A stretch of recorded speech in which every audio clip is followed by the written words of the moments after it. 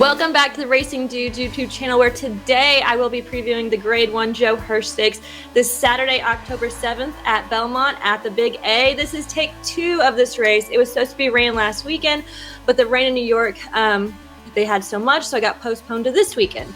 We now have 8 older horses. There was 9 last week, but Adamo is not entered this week. They are going 1.5 miles around the turf for a purse of $500,000.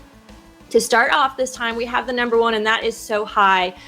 He is a 7-year-old who has won 3 out of 24 races. They tend to put him in these kind of races. I'm not sure why. There's no chance he's going to win, so let's move on to the next horse. The number 2 is Warlike Goddess. We have the only female in this race who finished 3rd in the Breeders' Cup last year. She came back in the spring, won the Bewitch, and then didn't do so well at Belmont and finished 2nd at Saratoga. She won this race last summer with a 105. This field is a little bit tougher than last year's, and she just makes me a little bit nervous being one of the favorites, knowing she's lost her last 2 for the first time in her career. The number 3 is Grand Sonata for Todd Pletcher. He is a 4-year-old that is 4 for 15 lifetime. He won the Kitten's Joy in the Dania Stakes, but then he did not win again for 9 more races until he most recently won against Allowance Company at Saratoga last month. I think that this is just too big of a step up for him because he's going to have the race of his life in order to win. The number 4 is Rebels Romance, your Breeders' Cup Turf winner last November. They sent him to Maiden in the spring where he finished 7th place. And then at Saratoga this summer, he clipped the heels, lost the rider. So he has the talent. We've all seen that. There's no denying that. But we also have not seen that talent in almost a year, where he did pop a 107 buyer. And being your heavy favorite at such a short price, I just think he's very vulnerable in this spot. And I think that we can find some value in some of these other horses. The number 5 is Pioneering Spirit for Linda Rice. Came off a win in the Bernard Baruch 3 weeks ago at Saratoga. Not sure how tough of a field that was, but he was in the Sword Dancer where he finished 3rd with a 93 buyer. So there is some back class. He has improved since coming back to the turf. This field is a little bit stronger than what he's used to, but there is a chance that he could make some sort of an impact here. The number 6 is Soldier Rising for Christopher Clement. He is a 5-year-old who most recently saw in the Sword Dancer this summer at Saratoga. He didn't win, but he finished close behind Bolshoi Ballet. He actually, before that, had not won since July of 2022 in Allowance Company. He has hit the board in 5 Grade 1s, but the biggest thing is, how is this pace going to play out? He is a very late closer, and he has to have that kind of pace in order to win. So depending on how fast or how slow these horses go is going to be the main factor with this horse.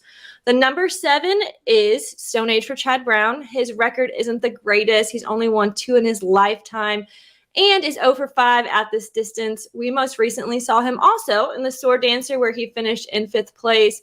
He didn't have the best trip, though, and he had just came from overseas. He was being trained by Aidan O'Brien up until the summer. Now, I do want to mention he did get 2nd place last year going this distance, but he was no match for Rebels Romance, so the talent is there. I'm just not sure what kind of version is going to show up on Saturday. The last horse is Astronaut. Ran this last year and finished 3rd with 100 buyers. So that's pretty good.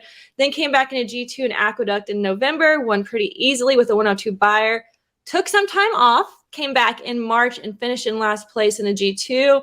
Now he's been off again for about 6 months. So I'm just not sure if I can trust him after a long layoff. After his last performance after a layoff wasn't very good. So with all of that said, if you watched last week, I went with Stone Age, but I've had another week to kind of think about this, and I really think that the girl in this race is going to turn the table on the boys. So I'm going to go with the number 2, Warlike Goddess.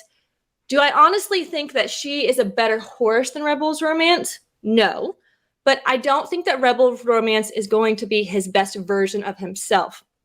After a stumble like he had this summer, sometimes these horses just get a little nervous, and with a better price, I'm going to go with the girl who has an inside post, hopefully gets where she wants to go, and I think she will go back-to-back wins like last year. I also want to mention that Beyonce's song, Who Run the World, Girls, came on while I was handicapping this, In an exacta, I am going to put in Stone Age, so I'm going to play a 2-7 exacta box.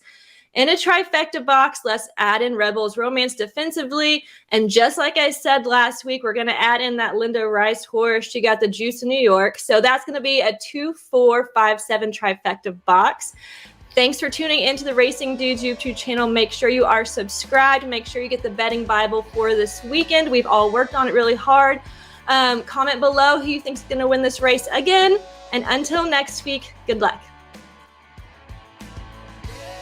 RacingDudes.com is your home for the best free picks for every race, every track. It's Breeders' Cup season and we've got wall-to-wall coverage of the World Championships. Subscribe to YouTube.com/RacingDudes right now. Click the notification bell. You never want to miss a single video. Want to make money betting horses? Bet with the Racing Dudes.